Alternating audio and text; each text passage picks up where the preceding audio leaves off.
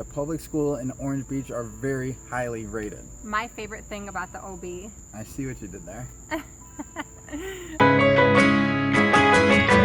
What's going on, guys? Today we wanted to share with you a list that we found online of the 6 best places to raise a family in Lower Alabama. Now, this list was made by niche.com, not us, and I'll link that article right in the description below.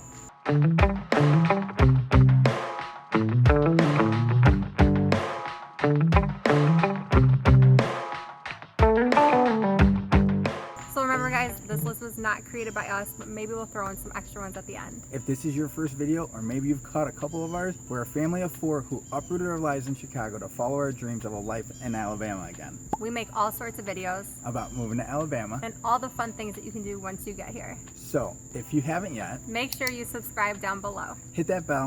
so you don't miss any of our next videos. Alright, so here's how we're gonna do this.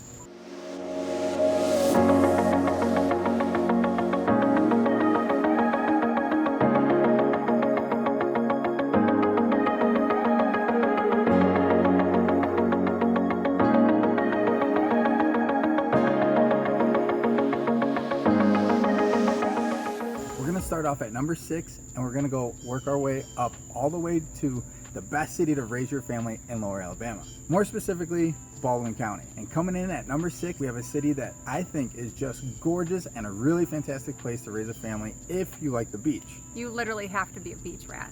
You're a rat. Anyways, we're talking about Gulf Shores. With a city that's just around 12,000 people, you really are living that small town life, but with a big beach and tons to do. And their beaches are the cleanest I've ever been to. Not only do you get to enjoy the summer weather most of the year here, but they have a lot to do and a good school system. But we post more about that in another video, so make sure you check that out. Now, next on our list is another small town feel with some really big amenities. Yeah, and a big price tag as well. Yeah, that's true. Coming in at number 5 is Point Claire.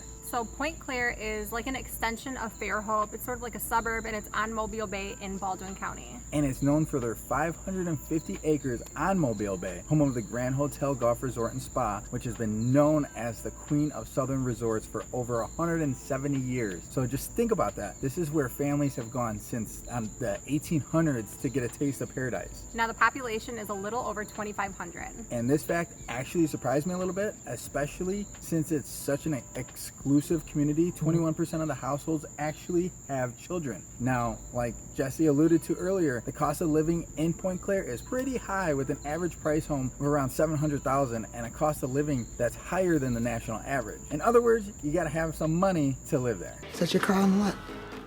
Yeah. It's a Jag? Yeah. Make a lot of money?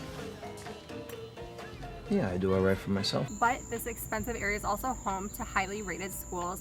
The kids here will go to FAIRHOPE High School, which is one of the best in the state, but we'll also talk more about that later. And you'll see that it's pretty typical in these communities that have really high price tags that the schools are always a high priority. Wow. Yeah, talk about a place to raise a family. All right, guys, coming in at number 4 is Orange Beach, which was also named the #1 place to retire in all of Alabama by niche.com. Orange Beach is a suburb in Baldwin County and has a population around 6,000. Living in Orange Beach offers residents an urban feel, and there are a lot of bars, restaurants, coffee shops, and just like its neighbor Gulf Shores, the public school in Orange Beach are very highly rated. My favorite thing about the OB. I see what you did there. Are the festivals and activities all year round. Plus, you're close to the water for all those water sports that we enjoy, like kayaking, paddleboarding, beach volleyball. And when you're pooped from all those different activities, you also have so many restaurants to check out for some great food, especially seafood, but there are a lot of other options as well. There's also many hiking and bike trails in the area, and if you're into historical sites, they have that too. Orange Beach Indian and Sea Museum is always a fun free activity. I love finding free stuff to do with the kids. Housing prices are reasonable once you're off the beach, just like before, and if you want beachfront property, it's worth every penny. Just be ready to spend close to $1 million up and out, which isn't that bad for what you're getting. And be ready for traffic, especially during the summer months, because everybody wants to be here. It's not terrible, but definitely something you'll need to learn to live with. For us, the traffic was really easy to deal with because you're living in paradise, so it's a really good trade-off. Yeah. Okay, now on to the next place with a small population coming in around 9,000 is Spanish Fort. I feel like Spanish Fort is so small, you can pass it on the interstate and not even know but the actual city is beautiful and has a lot of history. A lot of people like it because it's close to the interstate and they can commute to work. Blakely National Park is also in Spanish Fort, and that's one of my favorite places to visit for camping, hiking, kayaking, and it's also a really neat piece of history that's there to check out. We actually just went to Blakely the other day, and we were just driving around, looking at the battlefield, going onto the pier, looking at, the sunset come down. I mean, we were bird watching, you name it. So if you like being in the outdoors and you like, just being outside in general, you definitely have to check out Blakely State Park. And if you're a vet, you get in for free. I feel like we get a lot of perks being vets. Yeah, that's right. Vets get in for free. There is a small entry fee if you're not a vet, but it's only a few dollars, and it's pretty much a donation to the beautiful park to help maintain it. So yeah, living in Spanish Fort, you'll have Blakely at your disposal, and you can expect a average home price to be around $300,000 to $500,000. I really enjoy the history of Blakely, but my favorite thing about their houses in Spanish Fort are how the street names are all associated with the Civil War, like Artillery Range, Confederate Drive, and Soldiers Route. Those are just some off the top of my head, but even if you don't settle here, you definitely have to check that out. All right, now on to number 2. And that would be Daphne.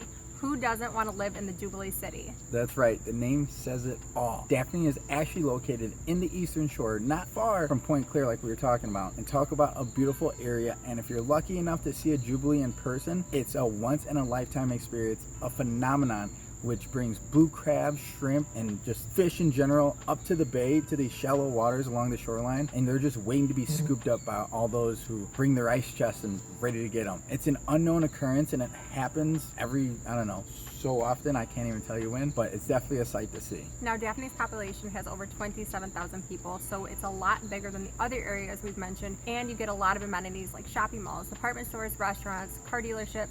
Plus, they have a lot of businesses if you're looking for work. When the population grows 30% over the last 10 years, then you're gonna need an economy to support it. And I think they've done a good job of doing just that. And believe it or not, you know how we talked about Point Clear having kids in 21% of households? Yeah. So Daphne has about 10% more children at 30% with little kiddos running around everywhere. That's one of my favorite things about Daphne. We were actually living in Daphne a few years ago, and we loved it so much. The schools are highly rated, rec teams were always pleasant and competitive, and there's always something to do with your little ones. We always enjoy taking the kids to Gator Alley, Mayday Park, and Hot Wheels, and it's just a really great place to live where there's always something to do. In Lake Forest, one of the largest subdivisions in Daphne, and actually of all Baldwin County, they have a yacht club, swimming pools, tennis courts, a golf course, but it is an older subdivision, so there's pros and cons to all of that. But we loved it there, and we had great neighbors. It was just a really good experience. Another big perk about Daphne is that the median home price is around $300,000, so it's super affordable. And that's right on par with the national average, so that's really good considering everything that comes with it. Okay, last but certainly not least is FAIRHOPE. This is one of the prettiest cities in the country. It's home to a beautiful art scene, lovely boutiques, amazing restaurants, Mobile Bay, and very safe communities. So FAIRHOPE is a bit smaller than I anticipated, with the population coming in at around 22,000. That's a lot smaller than I thought FAIRHOPE actually was. Now maybe it's because FAIRHOPE is a bit touristy and there's always so many people there that don't actually live there. Like we talked about earlier with Point Clear, you're going to have to spend a little bit of money to live in FAIRHOPE. The average price home is going to be around $500,000. And if you want to be close to downtown FAIRHOPE or the Bay, then you may find yourself doubling that number. Oh, 100%. You know, another statistic that really surprises me about FAIRHOPE when I was doing my research was only 30% of households have children. Whoa, but that's kind of close to 50%, so that's not too bad. There's a lot of kids. Yeah, I feel the same way about taxes though. 30 is kind of close to 50%, so to me that's pretty bad. Yeah. Okay, well, back to what we were talking about. So if you enjoy an amazing downtown area, picturesque landscaping, and tons to do with a bunch of golf courses, then this is your place. We actually just showed a couple, 2 subdivisions. Rock Creek, which is in a golf course community, and North Hills in FAIRHOPE. Now, Rock Creek is a very nice area with some gorgeous homes, but North Hills homes are immaculate. But again, you're gonna have to spend north of $1 million, so it's not for everybody. You didn't mention the schools. There are so many private schools that people love here, like Bayshore Christian and St. Michael's. Everyone raves about both of them. Not to mention the public schools here are great, and parents have nothing but nice things to say about them. Not only do they have nice things to say about them, but the news just said that FAIRHOPE High School was rated number 10 in the entire state. So talk about an accomplishment. So I can see why everyone has nothing but good things to say about it. Yeah, that's huge, and one of the reasons why we actually chose to live in FAIRHOPE with our family. Plus, we helped so many families move from the Gulf to Mobile, so So it's actually really nice to be in the middle of both of them for convenience purposes. No kidding. I feel like we get the best of both worlds. And again, this list was pulled from niche.com. So it's their opinion, not ours. I'll link the article in the description of the video. And we're licensed realtors in the state of Alabama. So as much as we love making these videos, we love to help you with your real estate needs just a little bit more. Thank you so much for watching. If you're making a move down here to Lower Alabama and need help finding the perfect town for you and your family, call us today. We'd love to help you all out. Don't forget to like and subscribe to our channel, and we'll see you guys next time. See ya.